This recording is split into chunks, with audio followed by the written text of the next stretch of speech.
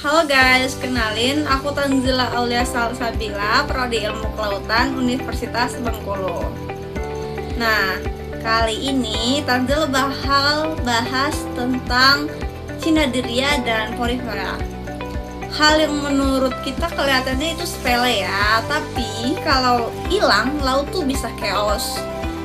Yap, Porifera dan Cnidaria si underrated, tapi impactnya tuh gede banget buat di laut. Mulai dari Porifera, dulu si spons laut yang hidupnya chill banget, dia itu filter feeder.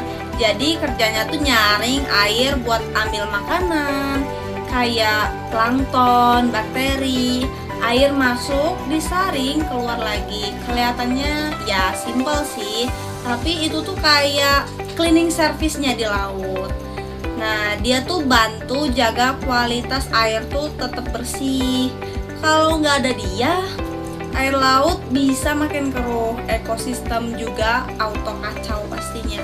Selain itu, Porifera itu juga jadi tempat buat mikroorganisme lain. Jadi, walaupun dia tuh kerjaannya cuma diam-diam doang, dia tuh kos-kosan gratis buat makhluk lain. Ini enak banget ya.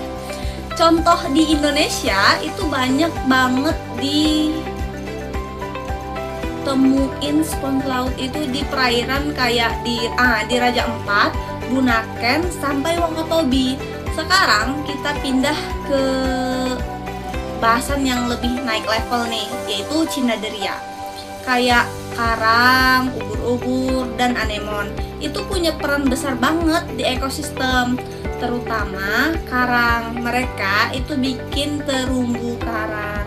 Ini tuh rumah buat ribuan spesies laut.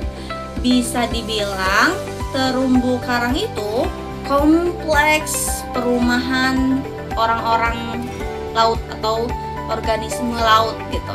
Selain itu, Cnidaria juga berperan dalam rantai makanan. Mereka bisa jadi predator, tapi juga bisa dimakan juga sih buat hewan lain. Jadi posisinya kayak di tengah-tengah gitu, dan dia tuh penting banget buat keseimbangan ekosistem. Kalau contohnya di Indonesia, si Cnidaria ini, terumbu karang ini ada di Raja Ampat yang terkenal kan, Bunaken, sama di Karimun Jawa. Itu semua hasil kerja Cnidaria. Nah, sekarang bayangin ya, kalau mereka itu terganggu, Porifera rusak, kualitas airnya menurun, banyak organisme laut gak bisa survive. Cnidaria rusak, terutama karang, habitat hilang, ikan-ikan nih mana kos-kosannya, rumahnya hilang. Ujung-ujungnya ekosistem laut bisa collapse, dan itu efeknya sampai ke manusia. Kalau misalnya ikan-ikan gak ada rumah, ikan-ikannya pada jauh kan, jadi susah dong nelayan mengambil. Sekarang banyak terumbu karang juga yang bleaching tuh gara-gara suhu laut tuh naik. Kalau dibiarin terus, laut yang kita kenal sekarang bisa berubah total.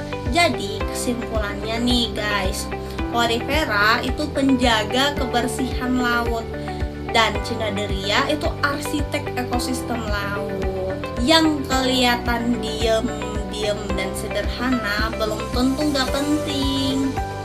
Mulai sekarang kalau lihat laut, inget ya, ada pekerja diam-diam yang lagi jaga semuanya. Tetap balance. Jadi respect lah sama si Porifera sama Cnidaria ini. Mungkin itu aja yang Tanzila bakal bilang di video kali ini. Next, Tanzila bakal bahas lebih dalam tentang hal-hal menarik lainnya. Jangan lupa untuk ditonton ya, subrek juga, like juga. Bye bye.